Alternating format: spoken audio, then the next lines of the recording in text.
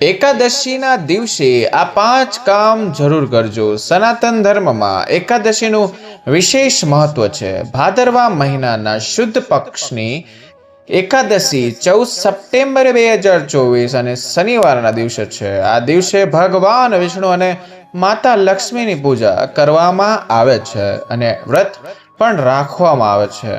એકાદશી પર નીચે જણાવેલા વિશેષ ઉપાય કરવાથી માતા લક્ષ્મીની કૃપા પ્રાપ્ત કરી શકાય છે. તો ચાલો જાણીએ એકાદશીના દિવસે કયા ઉપાયો કરવા જોઈએ.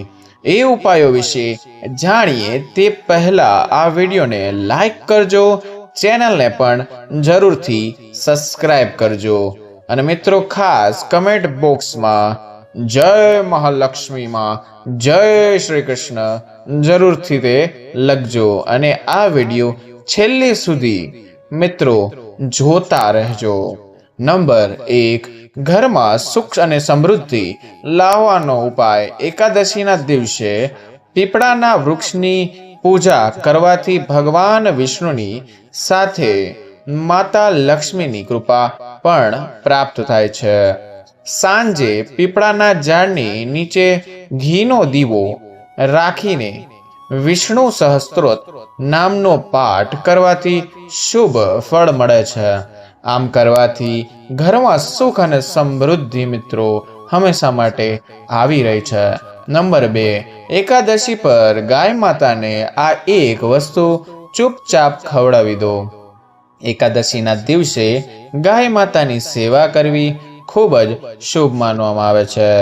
કહેવાય છે કે ગાય માતામાં 33 કોટી દેવી દેવતાઓનો નિવાસ કરે છે અને એકાદશી પર ગાયને લીલો ચારો ખવડાવવાથી ઘરમાં સમૃદ્ધિ આવે છે અને પૈસાની કોઈ કમી નથી રહેતી મિત્રો. નંબર 3, ધન સંબંધી સમસ્યાઓ દૂર કરવા માટે આ એકાદશીના દિવસે ભગવાન વિષ્ણુને દૂધમાં કેસર ભેળવીને અભિષેક કરો અને તેમને પીળી મીઠાઈઓ અર્પણ કરો. એવું માનવામાં આવે છે કે આનાથી ઘરમાં ગરીબી આવતી નથી. નંબર 4, દરેક સમસ્યા દૂર કરવા માટે જો તમે દરરોજ સમસ્યાને દૂર કરવા માંગો છો તો એકાદશીના દિવસે તમે ભગવાન વિષ્ણુની પૂજા દરમિયાન એક માટીના વાસણ પર હળદરનું તિલક કરો અને તેમાં મગ ભરી લો. એકાદશી પર તેને ત્યાં જ ભરેલો રાખીને મૂકો અને બીજા દિવસે તે મગથી ભરેલા વાસણોને કોઈ બ્રાહ્મણને દાન કરી દો. નંબર 5, દાંપત્ય જીવનમાં ખુશી માટે. જો તમે પોતાના દાંપત્ય જીવનમાં ખુશી ઈચ્છો છો તો એકાદશીના દિવસે સારા ફળોની પ્રાપ્તિ માટે તમે ભગવાન વિષ્ણુને માખણ સાકરનો ભોગ લગાવવો અને ભોગ લગાવ્યા બાદ ભગવાન વિષ્ણુની મૂર્તિ કે ફોટા આગળ બેસીને ઓમ નમો ભાગવતે વાસુદેવાય નમઃ મંત્રનો એકવાર માળા એટલે કે 108 વખત જાપ કરો. નંબર 6, કાર્યમાં સફળતા મેળવવા માટે. જો તમે કાર્યમાં સફળતા મેળવવા માંગો છો તો એકાદશીના દિવસે સ્નાન કરી ભગવાન વિષ્ણુની પૂજા કરો. પછી કેળાના ઝાડની પાસે જઈને તેને પ્રણામ કરો. તેના મૂળમાં પાણી અર્પણ કરો. નંબર 7, એકાદશીના દિવસે સ્નાન કરી સ્વચ્છ કપડાં પહેરી ભગવાન વિષ્ણુની સામે ઘીનો દીવો કરો. સાથે જ ભગવાનને લાડવાનો ભોગ લગાવો. ભોગ લગાવ્યા બાદ બાકી લાડવાને પ્રસાદના રૂપમાં નાના બાળકોમાં વહેંચી દો અને પોતે પણ થોડોક પ્રસાદ લ્યો. નંબર 8, જો તમે ઈચ્છો છો કે તમારા બાળકો પર શ્રી હરિની કૃપા બની રહે તો એકાદશીના દિવસે શ્રી હરિનું નામ લઈને એક આખી હળદરની ગાંઠ લઈ થોડું પાણી નાખી તેને ઘસી અને તેનાથી પોતાના અને બાળકોના માથા પર તિલક કરો. નંબર 9, એકાદશીના દિવસે ભગવાન વિષ્ણુની પૂજા દરમિયાન એક માટીના વાસણમાં ઘઉં ભરીને ભગવાનની સામે મૂકો અને પૂજા કર્યા બાદ પણ એકાદશીનો આખો દિવસ તેને ત્યાં જ મૂકી રાખો. બીજા દિવસે તે વાસણમાં મૂકેલા ઘઉં અને દક્ષિણા કોઈ પણ બ્રાહ્મણને દાન કરો. નંબર 10, જીવનમાં સુખ અને સમૃદ્ધિ માટે જો તમે ઈચ્છો છો કે તમારા જીવનમાં સુખ અને સમૃદ્ધિ આવે તો એકાદશીના દિવસે શ્રી વિષ્ણુનો ઉપવાસ કરો. તેમની સામે ચંદનની સુગંધવાળી ધૂપબત્તી કરો અને તેને પીસી સાકર મિશ્ર કરી દહીંનો ભોગ લગાવો. સાથે જ એકાદશીના દિવસે માટીના વાસણમાં ચોખા ભરીને કોઈ મંદિરમાં દાન કરી દો. નંબર 11, એકાદશીના દિવસે તમે શ્રી વિષ્ણુ પૂજનમાં સમયે ભગવાનને કેસરનો તિલક કરો. તેમના વામન સ્વરૂપના મંત્ર ઓમ નમો ભગવતે વાસુદેવાય નમઃ મંત્રનો 11 વખત જાપ કરો. નંબર 12, સુખ અને સૌભાગ્યમાં વધારા માટે જો તમે શુભ ફળ અને સુખ અને સૌભાગ્યમાં વધારો કરવા માંગો છો તો એકાદશીના દિવસે સ્નાન કર્યા બાદ ભગવાન શ્રી વિષ્ણુની વિધિ વિધાનથી પૂજા કરો. વિષ્ણુ ગાયત્રી મંત્રનો 11 વખત જાપ કરો. પરિવર્તિતની એકાદશીનું વ્રત અને મહત્વ.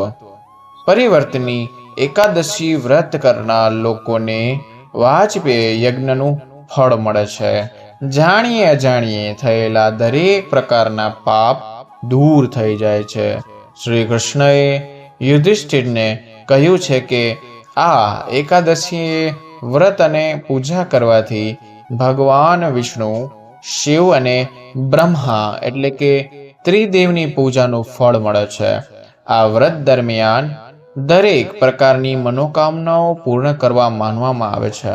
કહેવાય છે કે આ દિવસે ભગવાન શ્રી વિષ્ણુ શયનશૈયા પર સૂતી વખતે પડખું ફરે છે, માટે તેને પરિવર્તનની એકાદશી કહેવાય છે. આ દિવસે ભગવાન શ્રી વિષ્ણુના વામન સ્વરૂપની પૂજા કરવામાં આવે છે. આ વ્રત ગણેશ ઉત્સવના દિવસ દરમિયાન પણ આવે છે. આ કારણે તેનું મહત્વ ઘણું વધી જાય છે. તેથી આ વ્રત કરવાથી ભગવાન ગણેશ અને શ્રી હરિના આશીર્વાદ મળે છે. સંતાન સુખ કે ધન્ય પ્રાપ્ત માટે આ વ્રત ખૂબ જ ફાયદાકારક છે. આ વ્રતની પદ્ધતિ શું છે? પરિવર્તનની એકાદશીના દિવસે સવારે સ્નાન કરી સૂર્યદેવને જળ અર્પિત કરો. આ પછી પીળા વસ્ત્ર પહેરો અને ભગવાન વિષ્ણુ અને ભગવાન ગણેશજીની પૂજા કરો. શ્રી હરિના પીળા ફૂલ, પંચામૃત અને તુલસીના પાન અર્પણ કરો. ભગવાન ગણેશને મોદક અને દુર્વા અર્પણ કરો. પહેલા ભગવાન ગણેશ અને પછી શ્રી હરિના મંત્રનો જાપ કરો. આ પછી કોઈ ગરીબ વ્યક્તિને પાણી, અન્ન અને વસ્ત્રનું દાન કરો. આ દિવસે ભોજન બિલકુલ ન કરવું જોઈએ. માત્ર પાણી અને ફળોનું સેવન કરો. પરિવર્તનની એકાદશીના ખાસ ઉપાયો મિત્રો જણાવવા જઈ રહ્યા છે. નંબર 1, ભગવાન ગણેશને મોદક અર્પણ કરો. બાળકોને ગણપતિ સ્ત્રોતનો પાઠ કરાવવો જોઈએ મિત્રો, અથવા તો ઓમ ઉમાપુત્રાય નમઃનો મંત્રનો જાપ કરવો જોઈએ. નંબર 2, ભગવાન ગણેશને માટી કે ધાતુનો ઉંદર અર્પણ કરો. આ પછી તેમને પીળા ફૂલ અને પીળા પ્રસાદ ચડાવો. 108 વાર ઓમ શ્રી સૌમ્યાય સૌભાગ્યે ગમ ગણપતે નમઃ નો જાપ કરો. ઉંદરને તમારા પૈસાની જગ્યાએ રાખો. નંબર 3, સવારે ભગવાન વિષ્ણુને પીળા ફૂલ ચડાવો. ઘરની બહાર નીકળતી વખતે આમાંથી એક ફૂલ તમારી સાથે રાખો. રોજિંદા કામમાં તેમને સફળતા મળશે.